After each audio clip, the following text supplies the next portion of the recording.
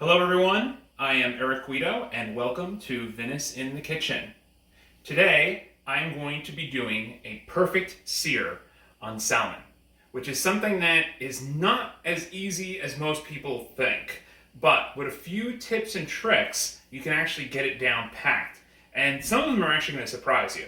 Salmon tends to really intimidate people, especially getting a good sear.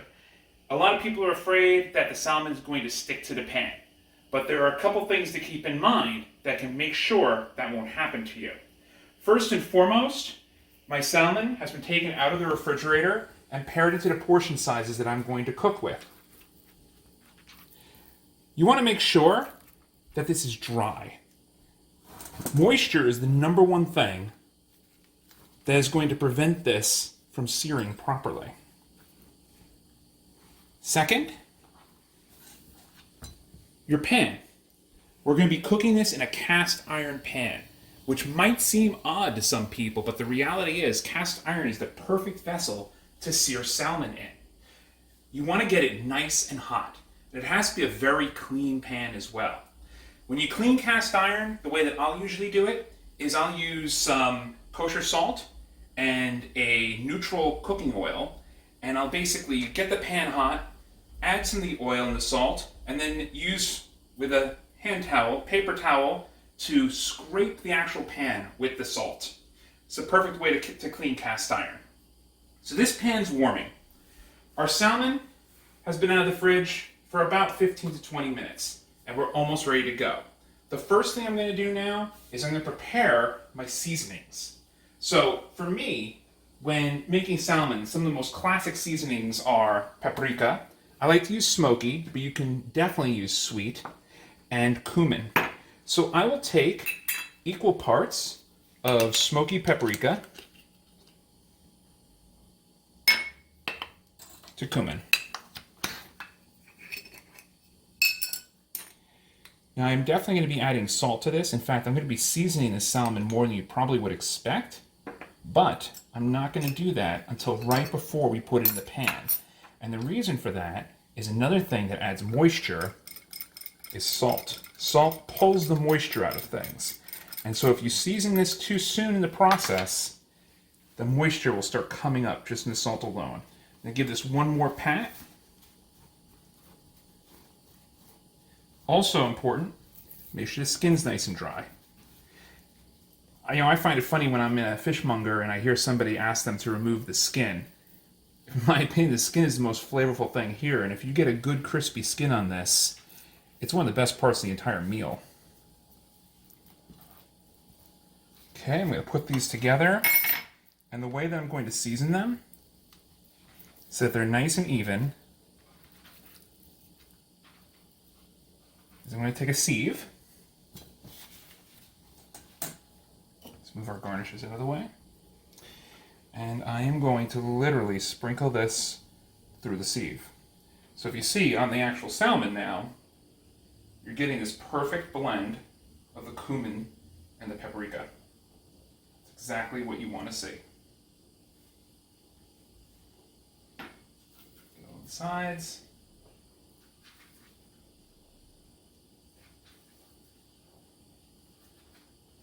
Okay, now let's talk about the pan. And let's talk about our cooking oil.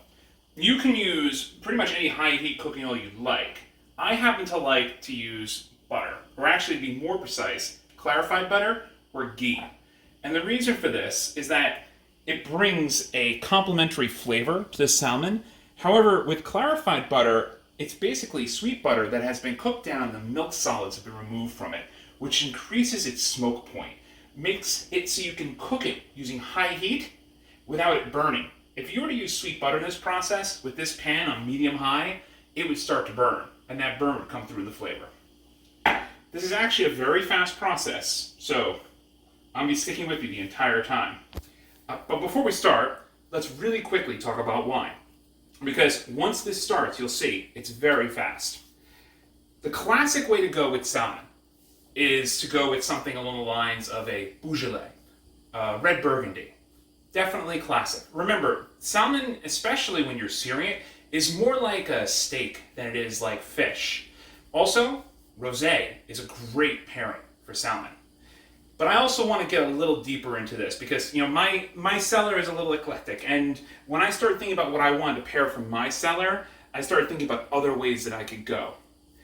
So, not having a nice red burgundy in the house, I figured I would go with something that would be similar, but not quite exactly the same. Norello Macalese, Sicilian varietal grown on Mount Etna, which people always tell you is very similar to Pinot Noir. It's almost like a cross between Pinot Noir and Nebbiolo. So it brings a lot of the same complementary elements as a Pinot would to this dish. But what I actually like about this producer in particular is that they hold their wines a lot longer than the average producer. This 2010 is their current release, and this is not an outrageously expensive bottle of wine. Another way to go is you can go Riesling. However, if I was doing poached salmon, I might just say Cabernet from Germany. But if I'm doing seared salmon, I want to go with something that's a little more powerful. Maybe I'll go with an Austrian Riesling. Or maybe I would go with this Riesling from the Finger Lakes, which happens to be made by Louis Barrault, who you might know from Gigondas and the St. Cosme property.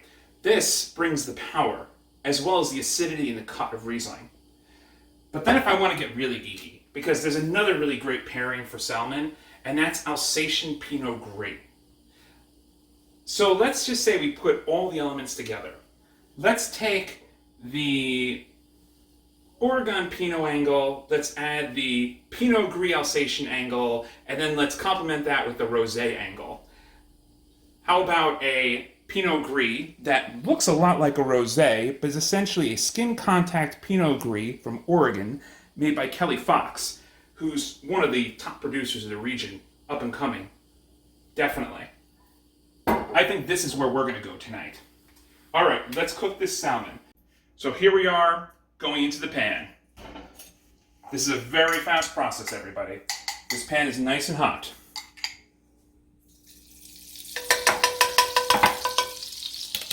Now I season my salmon liberally.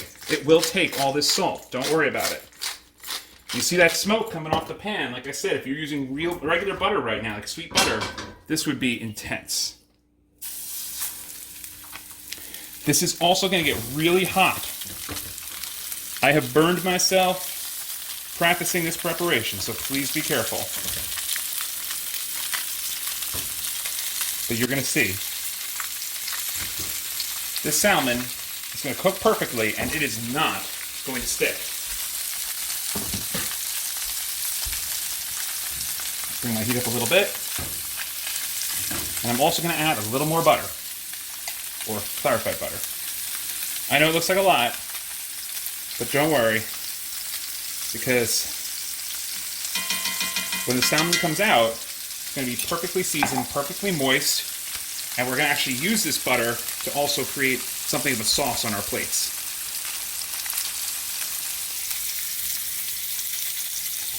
Again, I want to make sure it's nice and dry. So I'm actually going to pat the skin.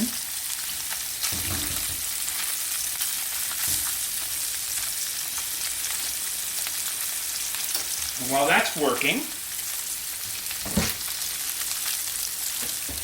I'm going to prepare my lemon really quick. Looking like a fresh squeeze of lemon on top of salmon.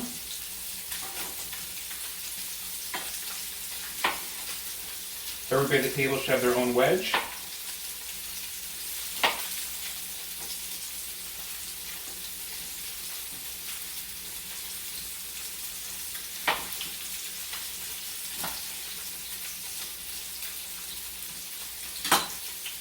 And at this time, our salmon should be pretty much ready to flip, believe it or not. You'll see what I mean. So, I'm now going to season the skin, again, liberally. Also pays to mention that the skin is where all of the really healthy fats are in salmon.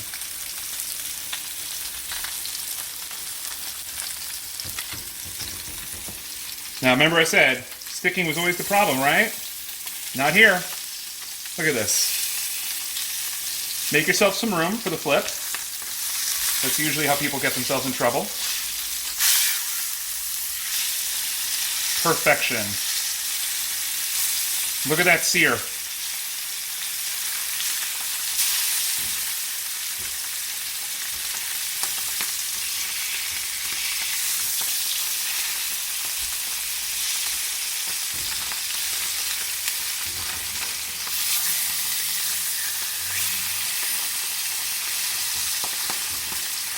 I have my flame on high now because I'm searing the skin. Getting the perfect sear on this skin is important. Also keep in mind that at this point, there's a lot of heat coming up from here, and there's also a lot of bubbles of fat bursting here and such. You have the combination of fat from salmon as well as the butter. It's important. I'm always wearing, as you know, an apron. But in this process, even if I was your normal everyday home cook, I would be wearing an apron right now because you can't expect to get splatters on your clothes with preparation like this. Okay, our skin is cooking up nicely. We have the residual heat of the pan since the pan's already on high. So now I'm going to bring the heat down to medium, and I'm going to add my olives. So this mix is perfectly seasoned between the seasonings you put on the salmon, the salt we put on the salmon, the butter, the fat that's coming off the salmon as well.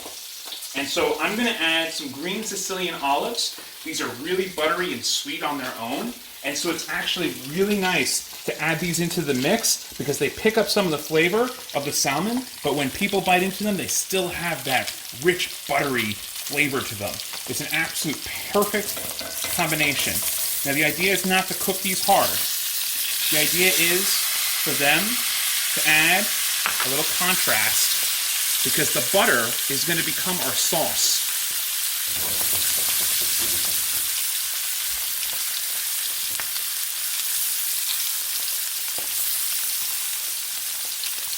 Everything's looking good here. A little bit of sticking here, don't worry about it. Just get that underneath there. Perfect.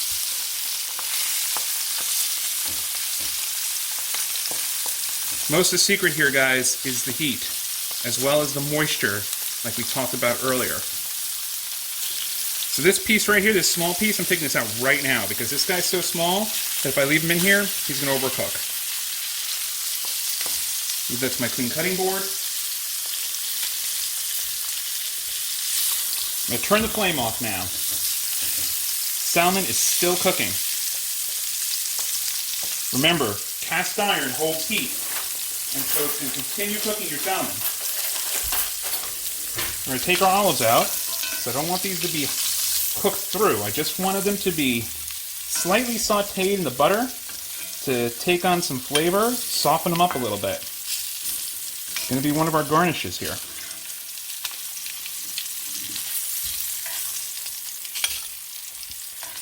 Now, I will also mention that I like my salmon to be medium rare to medium at the most done. I know some people like to really cook salmon to the point that the entire thing is white or pinkish white. I like to have that medium rare salmon. I think it's one of the best flavors in the world, and texturally it's just absolutely amazing.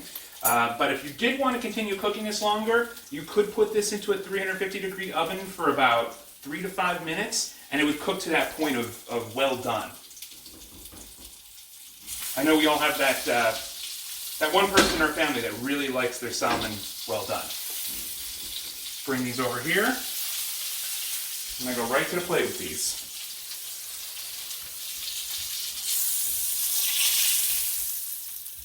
They are absolutely perfect.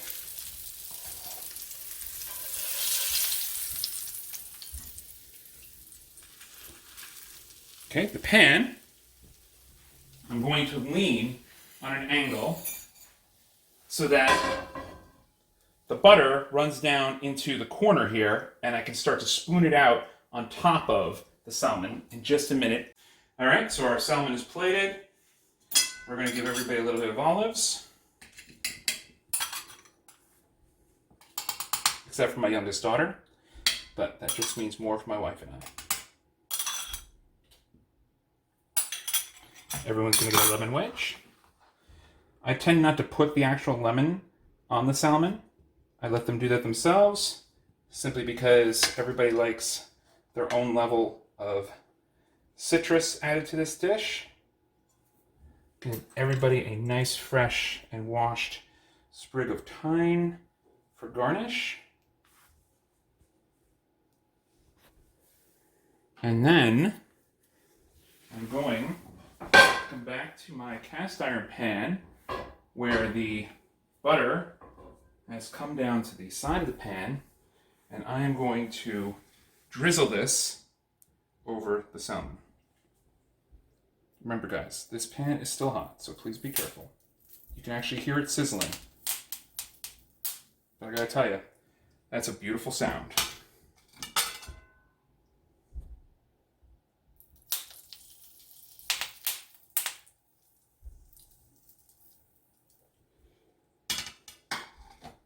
And you can smell the thyme cooking just a little bit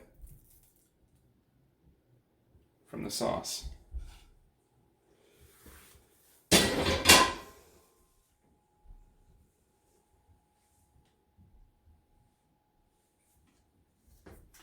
Now, just going to clean the room of my plate a little bit for our serving. And there you have it. My perfectly seared salmon. A lot easier than you would have thought. Well guys, thank you for joining me today. We'll be back next time with a lot more preparations and recipes. Enjoy.